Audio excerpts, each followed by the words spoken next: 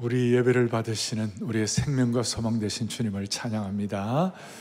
이 코로나 시대에 이 한 주 한 주 예배가 역사입니다.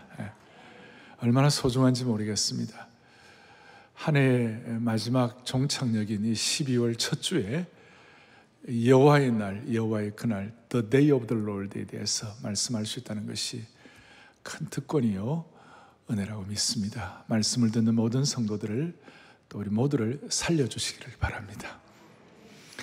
제가 우리 교회 성도들에게 참 감사한 거 하나 있는데 그건 뭐냐면 사랑의 교회 성도들은 이 말씀이 살아계신 하나님의 신비한 말씀이라고 믿는 것입니다. 그러니까 이 살아계신 하나님의 말씀은 우리의 심령을 소성하게 하고 살았고 운동력이 있어가지고 우리를 새롭게 하는 것입니다. 지난 주일날 우리가 11장을 하면서도 참 이게 신비하다, 참 신비하다. 그 이유는 11장 뒷부분에 보니까 예수님이 은30에 팔린 것까지도 그렇게 정확하게 나와 있구나. 오늘도 또 그렇게 될 겁니다.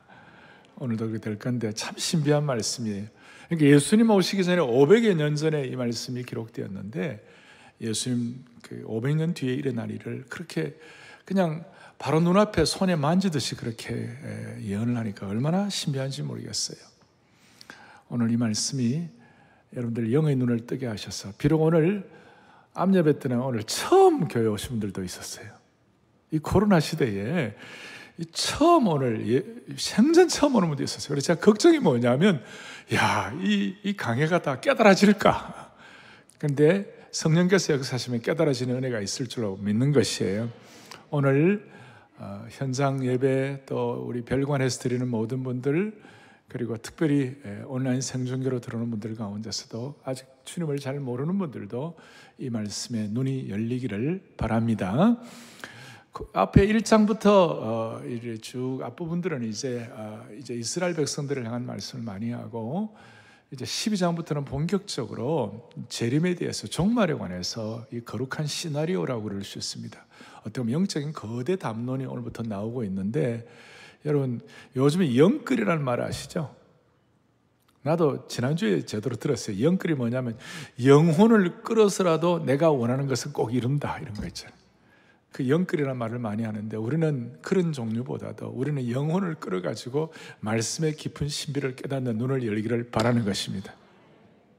자, 오늘 본문은 1절에 이렇게 시작이 됩니다. 1절에 오늘 제목의 첫 번째 지금 제가 여호와의 그날에 대해서 먼저 좀 말씀을 하려고 하는데 여호와의 그날 The Day of the Lord에 관해서는 제가 1장 2장 하면서 그때도 좀 여러 번 말씀을 드렸어요. 스가랴의 중요한 어떤 그 용어 중에 하나입니다. 여호와의 그날, 만군의 여호와 하나님 이런 내용이 나오는데 오늘 여호와의 그날, The Day of the Lord라고 그러는데 어떤 분의 그날이냐, 누구의 그날이라고요? 여호와의 그날. 이 오늘 12장부터 14장 이 종말에 대한 큰 이 전체 그림인데 이 가운데 여호와의 그날, 그날이라는 말이 16번 정도 나오거든요. 16번 정도 나오는데 이 그날을 누가 말씀하셨는가? 누가 말씀하셨는가? 그날을 누가 말씀하셨는가? 1절에 이렇게 나와 있어요. 여호와 곧 하늘을 펴시며 땅에 터를 세우시며 사람 안에 심령을 지으시니가 이러시되. 그러니까 여호와의 그날이라고 그랬을 때 그 여호와는 어떠냐? 첫째는 뭘 펴시면요? 하늘을 펴시며. 이사야에도 창조주 하나님으로서 하늘을 펴신 하나님, 그 다음 땅에 터를 세우시고 땅에 기초를 세우시고 땅에 건축자가 되시는 그 하나님, 그 다음에 이제 내용이 참 독특한데요, 사람 안에 심령을 지으시니가 이러시되 그랬어요. 구약 성경 신구약 전체 가운데 사람 안에 심령을 지으셨다, 여호와께서 사람 안에 심령을 지었다는 말이 여기가 유일해요. 여기가 그러니까 여러분과 저는 우리 속에 하나님께서 우리 속에 심령을 지으셨어요. 그러니까 다른 말 우리를 영적 존재로 만드셨다 그 말이에요. 오늘 처음 교회에 오셔서 이 말씀 듣는 분들이라 할지라도 인생은요 아무리 좋은 것 먹어도 아무리 좋은 음악 듣고 아무리 정신적인 만족 취하고 아무리 좋은 책 읽어도 인생은 절대로 영적으로 만족이 안 되면 영혼에 만족이 안 되는 것이에요. 그 이유는 뭐냐? 우리 안에 하나님께서 영혼과 심령을 지으셨기 때문에 그런 것이에요. 그러니까 하나님은 우리의 뭐가 되신다고요? 창조자가 되시고 하늘을 펴시고 땅의 기초를 세우시고 보존자가 되시고 그 다음 우리 영적인 문제를 하나님이 통치하신 하나님이시다. 그래서 우리를 창조하시고 보존하시는 하나님이심을 믿습니다. 우리의 삶의 모든 영역들을 통치하시는 하나님이신 줄로 확신합니다. 창조자가 되시고 보존자가 되시고 우리의 심령을 통치하신 하나님이 되게 하셔서 우리의 삶의 모든 영역을 통치하시고 보존하시는 하나님이십니다. 삶의 모든 영역에서 우리를 통치하시고 보존하시고 우리의 영을 만족케 하신 하나님이심을 믿습니다. 중요한 것은 하늘을 펴시고 땅을 세우시고 사람 안에 심령을 지으시고 이렇게 만물을 창조하고 시작하신 분이 만물의 끝도 정하시는 것이에요. 그러니까 시작하신 분이 끝도 정하시는 것이에요. 한번 따라하겠습니다. 시작하신 분이 끝도 정하신다. 이 끝도 정하시는 이게 바로 여호와의 날이라고 말할 수 있는 것이에요. 그리고 구약에는 주로 이 여호와의 날은 주로 심판과 연관이 되어 있습니다. 신약에는 여호와의 날을 주의 날이다.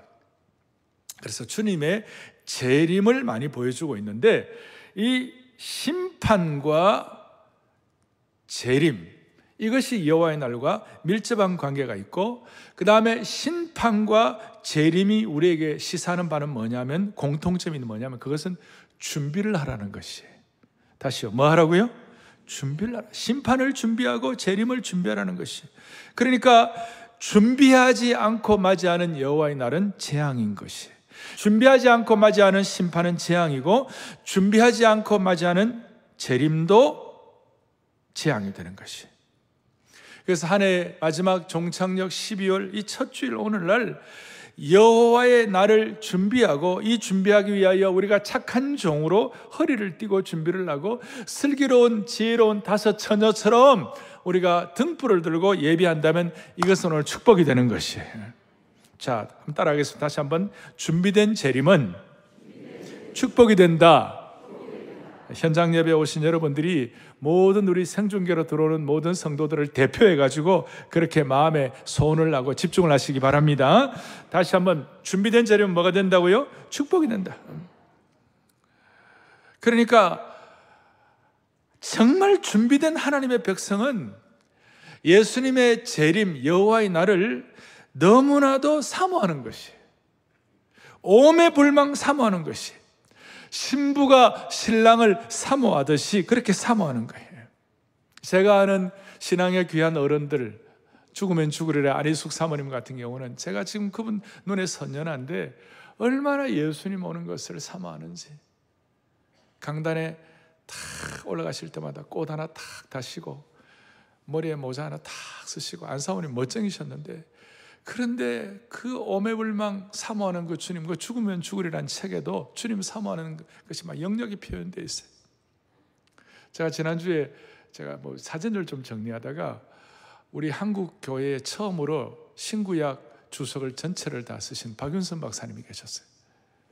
박윤선 박사님 80년대 중반에 제가 그분 댁을 방문하면서 우리 아이 안고 가가지고 기도도 받고 우리 교제하고 그러는 가운데 박윤선 목사님 한국 교회의 한국판 조나단 에드워즈라고 할 수 있는 분이신데 얼마나 주님의 재림을 사모하는지 주님 오실 걸 사모하는지 오매불망 사모하는지 제가 지금도 기억이 되는 것이 준비하는 사람은 주님의 재림을 사모하는 것입니다. 사모하는 것입니다. 이것이 오늘 코로나 상황에서 우리에게 시사하는 바가 많이 있습니다. 코로나는 예기치 않게 이렇게 도래했습니다. 1년 전만 하더라도 오늘 이런 일이 있으리라고 상상을 했겠어요? 지금 뭐냐? 전 국민의 마스크와 여러분 지금 다 마스크고 1년 전만 하더라도 상상할 수 없는 일이 우리에게 벌어진 거예요. 이 문제를 해결하기 위하여 전 세계가 치료제와 백신을 만들기 위해 전력을 다하고 있습니다. 아마도 빠른 시일 내에 제가 볼 때 백신 때문에 코로나 사태가 이제 진정이 될 것입니다. 그런데 여호와의 날, 주님의 재림의 날에는 준비가 되지 않으면 그 어떤 것 갖고도 해결이 안 돼요. 코로나는 백신으로 해결될 수 있겠다 할 수 있지만 여호와의 날, 주님의 날에는 준비되지 않으면 해결이 안 되는, 그래서 깨어서 준비를 해야 되는 것이. 그래서 오늘 우리는 이 코로나 사태 때 여호와의 날을 깨어서 준비하는 은혜가 저와 여러분에게 있기를 간절히 바랍니다. 어떻게 우리가 준비를 할 수 있을 것인가? 여호와의 날이 어떤 날인가? 오늘 이렇게 말할 수 있습니다. 오늘 이제 12장을 여러분 제가 창간한테 강연을 해드릴 터인데, 이 내용을 여러분들이 깨닫는 걸 D-Day라고 그래요. 깨닫는 D-Day예요. 그런데 이것이 여호와의 날이 실제로 내 삶에 체험되고 그 다음에 이것이 내 삶으로 체화되는 그것을 V-Day라고 그래요. 승리하는 날. 깨닫기만 할 뿐만 아니라 내 삶의 승리로 직접 체화가 되기를 바라는 것이에요. 그래서 여호와의 날에 무슨 일이 날까? 여호와의 날에 일어나는 큰 두 가지 현상을 말씀을 드리겠어요. 그리고 이 두 가지 현상이 오늘의 내 직장 생활에도, 오늘의 내 가정사에도, 오늘의 내 가정에서 자녀들을 억압하는 모든 상황 가운데서도 이 여호와의 날이 머리로 깨달아질 뿐만 아니라 이것이 우리에게 승리로 체험되는 축복을 주시기를 바라는 것이에요. 다시요, D-Day가 아니라 뭐가 되게 해달라고요? V-Day가, Victory Day가 되게 해달라고. 그럼 여호와의 날에는 무슨 일이 벌어질까? 첫 번째는 또박또박 2절을 같이 한번 볼까요? 함께요. 보라, 내가 예루살렘으로 그 사면 모든 민족에게 취하게 하는 잔이 되게 할 것이라. 자, 처음에는, 그 다음에 또 3절에 보면 또 뭐가 나와요? 그날에는 내가 예루살렘 모든 민족에게 뭐예요? 무거운 돌이 되게 하리니 그것을 드는 모든 자는 크게 상할 것이라. 우선 두 용어가 나오는데 하나는 취하는 잔이 있고 하나는 무거운 돌이라는 내용이 나와요. 이건 뭐냐? 이 예루살렘이라는 말을 한 11번 이상 여기 나오는데 본문에서 이 예루살렘이라는 말이 사실은 우리 자신을 얘기한다고 해도 큰 무리가 없어요. 예루살렘은 나중에 계시적인 해석을 하면 이 하나님의 교회가 되고 신약 교회가 되고 무형교회는 우리 자신이 되는 거예요. 그러니까 오늘 이 예루살렘이라는 말을 할 때마다 사랑하는 교회나 한국 교회나 나 자신을 칭한다 하더라도 그렇게 무리한 해석이 아니에요. 그러니 예루살렘에 하는 그 말씀이 누구에게 관한 말씀이라고요? 나에게 관한 말씀이라고. 예루살렘 대신에 여러분들이 내 이름을 넣어도 되고 우리 공동체 이름을 넣어도 되고 우리 민족을 넣어도 되는 거예요. 자, 그런데 이 예루살렘, 그 당시에 페르시아 민족에게 비교해서는 너무나도 초라한 그런 민족이었고 아주 초라한 힘을 갖고 있었어요. 아무것도 아니었어요. 그 예루살렘 지방은 큰 대제국 식민지의 자그마한 부분에 지나지 않았어요. 근데 하나님께서 그 예루살렘을 대적하고 이스라엘 민족을 괴롭히고 포로 귀환 이후에 돌아온 사람들을 어렵게 하는 그 사람들에게 하나님께서 여호와의 날에 하나님의 백성들에게 주시는 축복이 뭐냐? 하나님을 대적하는 자에게는 첫 번째 취하는 잔이 되게 하겠다. 이 취하는 잔은 분노의 잔이에요. 그리고 이걸 이스라엘 백성들을 먹어버리겠다, 마셔버리겠다는 그 사람들이 결국은 그 마시는 걸 통해 스스로 패망하도록 그렇게 만드는 거예요. 스스로. 그래서 여기 잔이라는 말이 조그마한 잔 이 정도가 아니고 히브리어를 보니까 큰 대야에 가까운 거예요. 진노의 대접, 요한계시록에도 나오죠. 그러니까 하나님의 백성들을 괴롭히는 대적들에게는 여호와의 날에 그들이 하나님의 백성들이 취하게 하는 잔, 그들이 진노의 잔을 마셔가지고 스스로 꺾이겠다, 그런 뜻이에요. 두 번째로는 무슨 일이 벌어지냐? 3절에서 그날에는 내가 예루살렘 모든 민족에게 다시 뭐가 되게 하리니? 무거운 돌이 되게 하겠다. 말 그대로 들기 힘든 무거운 돌을 만드신다는 거예요. 당시에는 운동 시합을 할 때 돌에 무게를 계속 더해가지고 끝까지 남는 자가 승리하도록 했어요. 예루살렘을 무거운 돌이 되게 하겠다는 그 뜻은 돌을 들려고 하는 사람들이 다 다친다는 것이. 무겁다. 나중에는 장기 파열까지 되니까 3절 뒤에 그것을 들은 모든 자는 크게 뭐 할 것이라? 상할 것이라. 그것을 드는 모든 자는 다 상할 것이라. 하나님의 대적 노릇하고 하나님의 교회의 대적 노릇하고 하나님의 백성들을 괴롭히는 자들에게는 그것이 무거운 돌이 되게 하리라. 여러분, 진짜 하나님 잘 섬기는 때문에 뭐 직장 상사에게 괴롭힘을 당하고 하나님의 정말 신앙을 지키는 것 때문에 고통을 당하고 어려움을 당하는 분들에게는 하나님이 그 모든 대적들에게 무거운 돌이 되게 하리라 그랬어요. 무거운 돌이 되게 하리라. 그리고 또 하나는 4절에 보니까 뭐가 나오느냐 하면요, 여호와가 말하노라. 그날에 4절 한번 읽어보겠습니다. 같이 보죠. 여호와가 말하노라. 그날에 내가 모든 말을 쳐서 놀라게 하고 그 탄자를 쳐서 미치게 하되 유다 족속은 내가 돌보고 모든 민족의 말을 쳐서 눈이 멀게 하겠다. 여러분, 이런 내용들을 여러분들이 보시면서 이게 그 이전에도 이런 내용들이 많이 이루어졌고 그 이후에도 이루어질 것을 여러분들이 상상할 수가 있을 것이에요. 그날에 모든 말을 쳐서 놀라게 하고, 여기에 이제 병거도 나오고 다 나오는데, 그 당시에 말과 병거는 이 약소 민족이라든지 이스라엘 사람들은 지금 어떻게 제대로 소유할 수 없는 거예요. 그러나 철병거 이런 것들은 그 당시로 말하면 병거와 말은 요즘으로 말하면 최고의 스텔스 폭격기 같이 최고의 최신식 무기예요. 그런 것들은 대적이 그런 것들을 갖고 하나님의 백성들을 괴롭히는데, 그러나 여호와의 날이 오면, 하나님이 심판의 날이 오면 무슨 일이 벌어지는가? 그런 철병거와 말을 가지고 큰 소리 치는 사람들이 전부 다 미치는 거예요. 말이 깜짝 놀라는 거예요. 뒤집어지는 거예요. 말이 눈이 멀게 되는 것이에요. 여러분, 말이 뒤집어진다, 말이 놀란다, 그 홍해가 갈라질 때에 애굽의 철병거들이 들어왔을 때 다 수장된 것이에요. 기억나십니까? 기드온이 역사할 때에 그 적군의 대적들이 놀라가지고 아군끼리 자기들끼리 막 싸웠어요. 시스라의 철병거 900성이 하루아침에 900대가 있었지만 하나님의 심판으로 모두가 다 괴멸이 된 거예요. 모두가 다 괴멸이 된 거예요. 적군의 눈을 멀게 한다는 것은 엘리사 시대에 아람 군대의 침략자들의 눈을 멀게 한 것을 우리가 상상할 수가 있을 거예요. 이사야 시대의 사내립의 세력들을 동일하게 눈을 멀게 하는 것들을 우리가 기억할 수가 있을 것이에요. 그리고 이 4절에서 흥미로운 단어가 하나 나오는데, 하나님의 원수의 말을 쳐서 눈을 멀게 하셨는데 하나님께서는 눈을 다 뜨시고 하나님은 그의 백성들을 돌보고 계시고, 그래서 유다 족속은 내가 돌보고라는 말이 나와요. 아주 흥미로운 구절이에요. 유다 족속을 내가 돌보았다. 하나님이 눈을 부릅뜨고 보고 계신다. 적군들은 눈을 멀게 하신다. 대조방법인데, 한국교회가 또 우리 그리스도인들이 부족함도 있어가지고 3차 산업혁명 시대 우리가 많은 어려움도 당하고 공격도 많이 당하고 어려움도 많이 당했어요. 그러나 4차 산업혁명 시대, 디지털 정보혁명 시대에는 하나님이 우리 한국교회와 우리 개인들과 성도들을 이렇게 눈을 뜨고 돌보아 주시길 바랍니다. 돌보고라는 말, 유다 족속은 내가 돌보고 사랑의 교회 모든 성도들을 돌보시는 주님을 찬양하십시다. 내가 더 이상 등을 돌리지 않겠다고 말씀하시는 거예요. 내가 더 이상 너가 겪는 어려움에 눈을 감지 않겠다고 말씀하시는 것이, 내가 너희를 지켜 돌보시겠다고 말씀하시는 것이.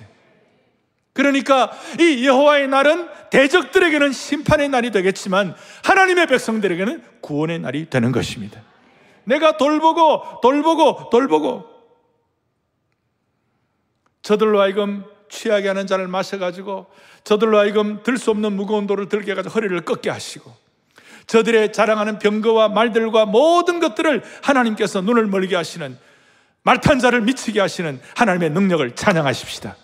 그래서 돌본다는 말을 제가 이렇게 강조하는 이유는 히브리의 원어에 능동형이라고 있어요. 능동형이라고 있는데, 이 능동형으로 돌보는 것이 뭐냐? 취하는 잔이 하나님께서 되게 하고, 돌이 되게 하고, 말탄 자와 말을 치시고, 유다 족속을 돌보고, 말의 눈을 멀게 하고 멸하게 하시는 줄로 확신합니다. 이것이 여호와의 날에 주시는 하나님의 백성들이 받는 은혜인 것입니다. 그 결과 5절 뒤에 유다의 우두머리들의 마음속에 이르기를, 그 다음에 예루살렘 주민이 그들의 하나님 만군의 여호와로 말미암아 뭘 얻었다고요? 힘을 얻었다. 설교자 인간은 힘을 줄 수 없습니다. 그러나 하나님의 말씀은 살았고 운동력이 있고 우리를 새롭게 하기 때문에 이 말씀으로 여러분들이 힘을 얻어가지고 연말연시 여호와의 날을 준비하는 주의 백성들 되기를 바라는 것이에요. 그리고 힘을 얻게 하시되 더 좋은 또 우리에게 주시는 은혜가 있어요. 그것이 뭐냐? 6절에 보니까 이런 내용이 나와요. 그날에 내가 유다 지도자들을 나무 가운데 화로 같게 하시며 곡식단 사이에 횃불 같게 하여 주시겠다. 두 가지, 땔감 나무 한가운데 화로 같게 하시고 곡식단 한가운데 횃불 같이 되게 해주시겠다. 여러분, 횃불 하면 기도원의 횃불을 기억할 것입니다. 삼손의 횃불도 있습니다. 이사야 62장 1절을 또박또박 다 같이 보겠습니다. 나는 시온의 의가 빛같이 예루살렘의 구원의 횃불같이 나타나도록 시온을 위하여 잠잠하지 아니하며 예루살렘을 위하여 쉬지 아니할 것인즉. 할렐루야. 예루살렘을 우리 자신을 넣어도 괜찮다고 그랬어요. 우리 자신을 위하여 예루살렘의 구원을 위하여 횃불같이 나타나도록 잠잠하지 아니하고 쉬지 않으시는 하나님이심을 보여주시는 것입니다. 자, 다시 한번 땔감 한가운데 화로 같게 하시고 횃불 같게 하여 주신다. 이 말씀은 여호와의 날에 하나님의 백성들을 강력한 불이 되게 하여 주셔서 모든 대적들의 그 모든 모략과 모든 잘못된 것들을 불태워버리시겠다고 약속하시는 것이, 오늘날로 말하면 하나님의 백성들, 하나님의 교회에 강력한 화력을 주시는데 두 가지 이미지, 나무 가운데 숲속의 화로가 되게 하시고 곡식단 가운데 횃불로서 우리를 교회를 붙잡아 주시다는 것이, 하나님의 백성들을 마치 화로처럼 사용해가지고 주의 영향력을 끼친다는 것이, 화로뿐만 아니라 횃불로 그 좌우에 둘러선 괴롭히는 모든 대적들을 삽시간에 불살라 버리신다는 것이, 우리를 숲속의 화로와 같이 곡식단 사이의 횃불과 같이 우리를 사용하시는 주님을 찬양하는 것입니다. 그럴 때 7절과 8절에 승리를 주시는데 8절에 보니까 그날에 여호와가 예루살렘 주민을 보호하리니 그 중에 약한 자가 그날에는 뭐같이 된다고요? 다윗같이 된다. 이거는 엄청난 축복이에요. 그 중에 약한 자가, 약하다는 말을 보니까 히브리어의 최상급의 약한 것, 가장 지렁이 같고 가장 못하고 가장 연약한 자를 그날에는 다윗같이 삼아 주시겠다. 유대민족에게 다윗은 강한 자의 표상이에요. 그러니까 승리자의 표상이에요. 승리자의 표상이 누구라고요? 다윗같이. 약하딘 최상급, 최하급, 제일 약한 자를 하나님의 여호와의 날에 하나님께서 다윗같이 만들어 주시겠다. 그리고 다윗의 집안에 예수 그리스도가 나오신 것이에요. 그리고 주님이 예비하신 모든 승리가 그 약한 자에게 주어진다고 말씀하신 것이에요. 그러니 우리가 예수님을 믿고 하나님의 자녀가 되고 영적인 다윗의 자손이 되고 다윗의 자손 가운데 가장 대표적인 예수 그리스도, 그 구세주를 통하여 그분이 가지신 모든 평안과 그분이 가지신 모든 안정과 그분의 승리와 능력과 치유가 우리의 것으로 스며진다고 하니 이 얼마나 놀라운 일이냐 이거예요. 그리고 이것이 예수 믿을 때 주어주시는 축복이라고 생각하니 우리는 다른 것 못해도 예수님 제대로 알고 이 말씀의 신비를 살아있는 말씀으로 깨닫고 내 것으로 삼는 것 자체가 인생 최대의 사건이 되는 것입니다. 예수 그리스도의 승리를 우리의 승리로 주신 주님을 찬양하는 것입니다. 그래서 오늘 1절부터 앞부분 8절 9절까지 이 모든 내용들은 실제적으로 여호와의 날에 대적들이 진노의 대접을 마시고 무거운 돌을 들고, 그리고 하나님의 백성들에게는 은혜 주셔가지고 모든 대적들의 말들이 다 미쳐 날뛰고 그렇게 하지만 하나님의 백성들은 숲속의 화로와 같이 횃불같이 되게 하셔서 다 오염된 것들을 태워버리게 하시리라. 이게 실제적인 은혜예요. 그런데 이제 더 큰 은혜가, 물리적인 은혜가 있지만 더 중요한 영적인 은혜가 있는 것이, 오늘 이것이 오늘 말씀의 제일 중심이라고 말할 수 있어요.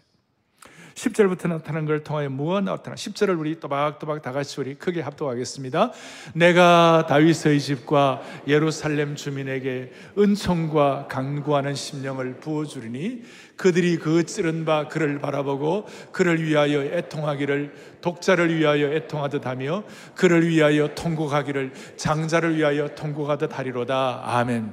다시 저는 기도합니다. 오늘 처음 이 예배에 나오신 분, 오늘 신앙생활하기 위해 처음 교회 오신 분들도 이것이 깨달아지는 눈을 주시기를 바랍니다. 생중계 예배로 또 전 세계에 지금 현장 중계로 들어오시는 모든 분들도 예수님 믿는 분들은 하나님의 말씀의 깊이에 신비에 더 눈이 열리기를 바라는 것이에요. 여기에 무슨 말씀이 나오는가? 그들이 찌른 바 그를 바라보고, 이런 내용이 나와 있어요. 그들이 찌른 바 그를 바라보고, 그것 때문에 그를 위하여 통곡이 나온다. 그러니까 여호와의 그날에는 세 번째, 참된 애통이 있으리라. 여호와의 그날에는 대적들이 패망할 뿐만 아니라 참된 애통이 있으리라. 할렐루야. 그들이 찌른 바 그를 바라보고, 이건 너무나 기가 막힌 말씀이에요.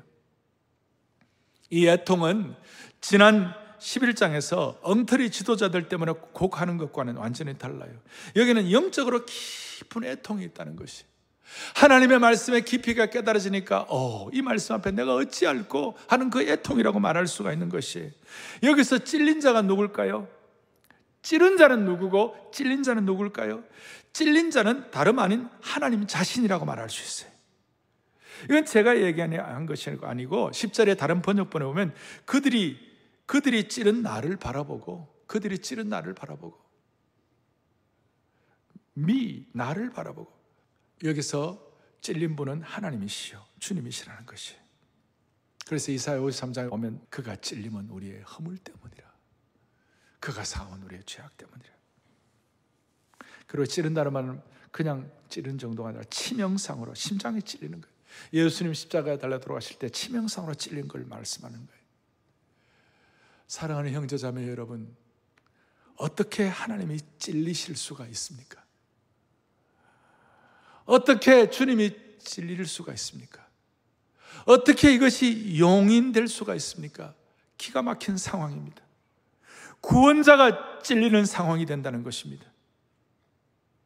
나중에 500년 뒤에 이스라엘 민족들이 십자가에 예수님을 찌른 것과 동일한 것입니다. 하나님 자신이 찔린다는 말씀은 제가 쉽게 설교할 수 없는 용어입니다. 여기에는 복음의 깊은 깊이 생명의 역사가 들어있는 것입니다. 이제는 우리가 정치적이고도 물리적인 실제 상황에도 은혜를 받아야 되겠지만, 우리가 더 깊은 영적인 구원, 영적인 은혜에 들어가야 하는 것이에요. 그 영적인 은혜에 들어간다는 것은 뭐냐? 우리가 새로운 심령을 가지고 하나님을 찌른 그 죄를 우리가 알면서, 오늘도 우리의 범죄, 우리의 연약함, 우리의 노추함, 우리의 약점이 주님을 찌른다는 걸 기억하면서 주님 내가 어찌할꼬 하는 그런 참된 회개가 우리에게 있어지기를 원하는 것이에요. 이 연말에 정리할 건 좀 정리를 해야 되는 것이에요. 오늘 본문에서는 자기들이 하나님을 찔렀다는 사실 때문에 너무나 기가 막혀가지고 애통하고 슬퍼하는 것이에요. 어떻게 애통하고 슬퍼하는가? 마치 하나밖에 없는 자식을 죽인 것과 같은 그런 애통을 갖는 것이에요. 그러니까 성경에 그대로 나오는 것이에요. 자기들이 구원자를 찔렀다는 사실 때문에 기가 막혀하고 애통하고 슬퍼하는 그 수준이 어느 정도인가? 11절을 보겠습니다. 11절을 보면 뭐라고 나와요? 11절 다 또박또박 같이 한번 보겠습니다. 시작. 그날에 예루살렘에 큰 애통이 있으리니 무깃도 골짜기 하다드림몬에 있던 애통과 같을 것이라. 아마 이 얘기는 여러분들 평생에 처음 듣고 이제 이걸 끝일지 몰라요. 우리의 죄가 하나님을 찔렀다. 이스라엘의 백성들이 하나님을 십자가 달리신 예수님을 찔렀다. 우리의 연약함이, 우리의 모든 죄의 고통들이 주님을 찔렀다 했을 때 그것이 고통이 얼마나 대단한지, 장자를 찌른 것 같은 아브라함이 그 아들 이삭을 찌를 때 어땠겠어요? 칼을 들고 이삭을 제물로 바치려고 했을 때 그 찌름의 그 상황이 어땠을까요? 좀 깊이 들어가면 우리의 연약함과 우리의 누추함과 우리의 죄가 주님을 어떻게 찔렀는지 생각하면 우리 기가 막힌 것이. 그리고 그 찔림에 대한 애통이 어느 정도 큰가 하면 무깃도의 하다드림몬의 애통이 있다. 이 하다드림몬의 애통은 뭐냐면, 이스라엘 백성들의 왕들은 대체적으로 악한 왕들이 많았어요. 그런데 간혹 가다가 착한 왕이 있었어요. 착한 왕의 대명사가 요시야 왕이었어요. 누구라고요? 요시야 왕. 이 요시야 왕이 너무나 선정을 베풀었는데 애굽의 느고라는 왕이 올라와 가지고 무깃도 골짜기 하다드림몬에서 요시야를 쳐 죽였어요. 그러니까 그 착한 왕은 진정한 지도자가 죽는 걸 그걸 보면서 너무너무 이스라엘 백성들이 가슴이 아파갖고 통곡하는 것이에요. 그것이 뭐냐? 하다드림몬의 애통이에요. 지금도 이스라엘 백성들에게는 이 절기가 남아있어요. 오늘 우리의 죄가 주님을 찌른다고 생각할 때 우리는 애통하는 마음이 있는 것이에요. 통곡하는 마음이 있는 것이에요. 오늘 영적으로 여호와의 날에 이런 애통과 우리의 연약함이 주님을 찔렀다는 것 때문에 주님 앞에서 회개하고 우리 자신을 돌아본다 했을 때 이때가 우리에게는 V-Day가 될 수가 있는 것입니다. 그리고 이 애통이 어떤 일부 계층만의 애통이 아니에요. 이 애통은 첫째 뭐예요? 구원자를 찌른 것에 대한 진짜 애통. 여기서 참된 구원이 시작되는데 이 애통은 아까 하다드림몬의 애통, 자식을 죽인 애통이라고 그랬어요. 그리고 이 애통은 일부 계층만의 애통이 아니라 12절부터 14절까지 쭉 나오는데 먼저 12절에 보니까 왕족들이 애통하는 다윗의 족속, 나단의 족속, 나단의 족속도 솔로몬의 형제니까 다 왕족이에요. 왕족들이, 귀족들이 애통하는 거예요. 그 다음에 13절에 보니까 레위 족속, 시므이 족속, 이 제사장 족속들이 다 애통하는 거예요. 본래 제사장들은 잘 울지 않아요. 자기들은 하나님과 사람 사이 대리한다 해갖고 딱 그 뉴트럴해요. 그런데 그들이 운다는 것이. 그 다음에 쭉 이어서 모든 각계각층의 13절, 14절에 쭉 모든 남은 족속들, 그 다음에 아내들이, 그리고 뭐 남은 족속들 다 따로따로란 말이 11번 이상 나오는데 모든 사람들, 각계각층에 있는 모든 사람들 예의 없이 거족적으로, 민족적으로 전부 전 계층이 애통하며 주님을 찌른 것에 대해서 자신을 돌본다는 것이. 오늘 이 진정한 애통을 한 해의 종착역 12월 첫 주일날 우리 모두에게 다시 회복시켜 주시기를 바랍니다. 그리고 이 애통도 그냥 되는 건 아니에요. 애통하고 싶다고 애통되는 거 아니에요. 10절 뭐라고 나와 있느냐? 내가 다윗의 집과 예루살렘 주민에게 뭐라고 나와 있습니까? 은총과 간구하는 심령을 부어주리니 그랬어요. 은총과 간구하는 심령을 부어주실 때 우리가 애통이 되는 것이에요. 그래서 현장 예배가 중요하고 우리가 함께 드리는 이 예배가 이렇게 중요한 거예요. 공동체가 모여서 기도할 때 하나님 우리에게 애통하는 마음을 주시는 거예요. 애통하는 마음을 부어주시는 것이, 애통하는 마음을 부어주시는 거예요. 그리고 여호와의 날, 이제 중요한 것은 부어주신다고 했을 때 부어주시는 것은 항상 뭐와 관계가 있냐면요, 성령의 역사와 관계가 되는 것이에요. 그래서 네 번째 중요한 것은 여호와의 그날의 마지막은 성령의 부으심으로 끝나는 것이에요. 여호와의 날의 마지막, 은총과 간구하는 심령을 다시 어떻게 한다고요? 부어주신다. 특별히 성령의 역사는, 은총과 간구는 성령의 역사를 통하여 깨닫게 되시고 이것이 우리에게 임하는 것인데 부어주신다. 성령의 역사는 스프링클, 그렇게 한 방울 두 방울 이렇게 떨어뜨리는 것이 아니라 부어주신다고 그랬어요. 로마서 5장 5절에 오면 성령의 역사에 부어주심에 대해서 성령으로 말미암아 하나님의 사랑이 우리의 마음에 부은 바 됨이니 그랬어요. 오늘 은총과 간구하는 심정을 한 방울 두 방울이 아니라 부어주시길 바랍니다. 암예배에서 성령의 비가 내리네 찬양을 했습니다. 성령의 비가 내리네, 하늘의 문을 열어주시옵소서. 예수님 임재하여 주시고 성령님 임재하여 주옵소서 찬양하는 동안에 하늘의 문을 열리고 부어주시는 그런 은혜를 체험한 분들도 있는 것이에요. 이 시간 성령의 은혜를 부어주시기를 바랍니다. 그래서 여호와의 날의 마지막은 어떻게 되느냐? 성령의 부어주심으로 마지막이 정리가 되는 것이에요. 저는 너무 감사한 게 여호와의 날이 잿빛으로, 심판으로, 아픔으로, 상처로, 파괴로, 그 다음에 모든 것이 무너지는 걸로 끝나는 것이 아니라 여호와의 날의 마지막이 은총과 간구하는 심령을 부어주셔서 성령의 부어주심을 통하여 우리를 치료하시고 회복하시는 것으로 끝나는 것이 얼마나 감사한지요. 그래서 요엘서 2장에 보면 여호와의 날의 마지막에 요엘 선지자가 설명을 하는 거예요. 다 같이 또박또박 크게 우리가 사모하면서 합독하겠습니다. 그 후에 내가 내 영을 만민에게 부어주리니 너희 자녀들은 장래일을 말할 것이며 너희 늙은이는 꿈을 꾸며 너희 젊은이는 이상을 볼 것이며, 그 다음 29절, 그때에 내가 또 내 영을 남종과 여종에게 부어줄 것이며. 할렐루야. 여러분, 한 방울 두 방울이 아니에요. 오늘 이 The Day of the Lord, 여호와의 그날이 사실 쉬운 내용은 아니지만 오늘 이것이 여러분들에게 부어주심의 은혜를 깨닫고 영의 눈을 열리게 하여 주셔서 우리 성도들은 이 말씀이 살아계신 하나님의 말씀으로 믿기 때문에 주여 우리의 삶의 모든 영역을 보존하시고 창조하시고 건축자의 보통이들처럼 우리를 다 토대를 마련하시고 우리의 심령을 새롭게 부어주셔가지고 아버지 하나님, 우리의 삶의 모든 영역들마다 대적들은 하나님이 정리하게 하여 주시옵시고 영적으로는 우리의 심령을 은총과 강구하는 심령으로 부어주옵소서. 부어주옵소서. 다 손을 펼치시고 성령의 비가 내리네 하늘의 문을 열어주옵소서. 우리 교회 정말 입당하면서 처음 정말 사모할 때 이 찬송하면서 많이 울었어요. 찬송, 성령의 비가 내리네 하늘의 문을 열어주옵소서. Let it rain, open the floodgates of heaven. 하늘의 그 폭포수와 같은 홍수와 같은 문을 열어주옵소서. 오늘 반포대로 121번째 하늘문을 열어주셔서 이 계시의 말씀을 생생하게 살아있게 깨닫게 하여 주시옵시고 오늘 우리의 모든 자의 마음속에 하나님 아버지 물리적인 것뿐만 아니라 영적인 은총과 강구하는 심령을 성령의 능력으로 부어 주옵소서. 성령의 비가 내리네. 성령의 비가 내리네.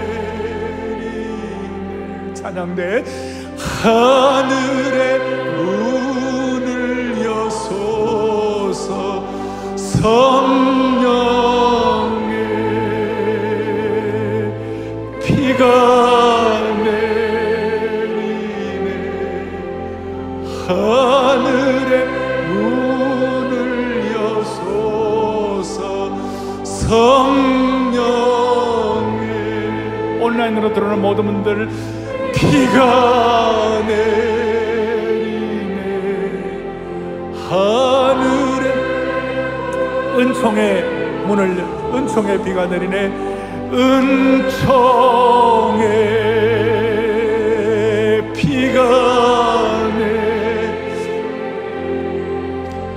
하늘의 문을 여소서. 은총의 비가 내리네. 하늘의 문을 말씀의 비가 내리네. 말씀의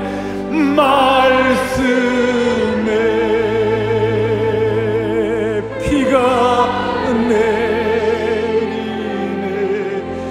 하늘에 사모하고 메어 달리십시오. 12월 첫 주일입니다. 말씀의 비가 내리네. 하늘의 문 다시 한번 성령의 비가 내리네. 성령의 비가 내 하늘의 문을 여소서. 가슴에 손을 얹겠습니다. 여러분, D-Day가 말씀을 깨닫는 것이라면 V-Day는 이것이 내 삶을 통해 온전히 체험되는 것이 V-Day입니다. 오늘 한국교회 성도들은 지금 말씀의 V-Day가 필요한 것입니다. 회개와 애통의 심정을 하나님 우리에게 허락해 주셨다는 것은 남 얘기할 거 없습니다. 우리가 우리 자신을 돌아보면 되는 거예요. 내가 주님을 찌른 죄악을 회개하고 주님 앞에 나를 돌아볼 때 주인은 알아서 은혜가 되는 것이고 주인은 하나님의 축복이 새로워지는 것입니다. 오늘 우리 가운데 혹시 생전 처음 교회에 오신 분이 계시다면 가슴에 손을 얹고 주여, 내가 이 말씀의 깊이를 다 모르지만 그런 한 가지 내 죄가 하나님을 찌른 줄로 생각하오니 주여 내 죄를 용서하여 주시옵시고 하나님의 백성으로 삼아 주시옵소서. 다시 한번 여호와의 날이 잿빛과 어두움과 파멸과 심판으로 끝나지 아니하고 거룩한 애통과 심령의 부어주심으로 승리하게 하시니 얼마나 감사한지요. 주여 은혜를 주옵소서. 주여 여호와의 날에 은혜를 주옵소서. 살아계신 하나님 아버지, 이 거룩한 애통과 회복이 있는 걸 통하여 우리는 하나님의 심판도 두려워하지 아니하고 오매불망 주님의 재림을 사모하는 평생이 되게 하여 주시기를 원하옵나이다. 주여, 한 번도 이 은혜의 샘에 다가오지 않는 분들이 계시다면 어린 양의 보혈로 한번 깨끗하게 하여 주시옵소서. 오늘 이 말씀 그대로 믿고 코로나 시대에 예수 그리스도를 통하여 모두가 다 말세에 하나님과 함께 승리하는 주의 권속들로 삼아 주시옵소서. 한 해가 가기 전에 정리할 것은 정리하게 하여 주시기를 소원하옵고 우리 주 예수 그리스도 이름 받들어 간절히 기도 올리옵나이다. 아멘.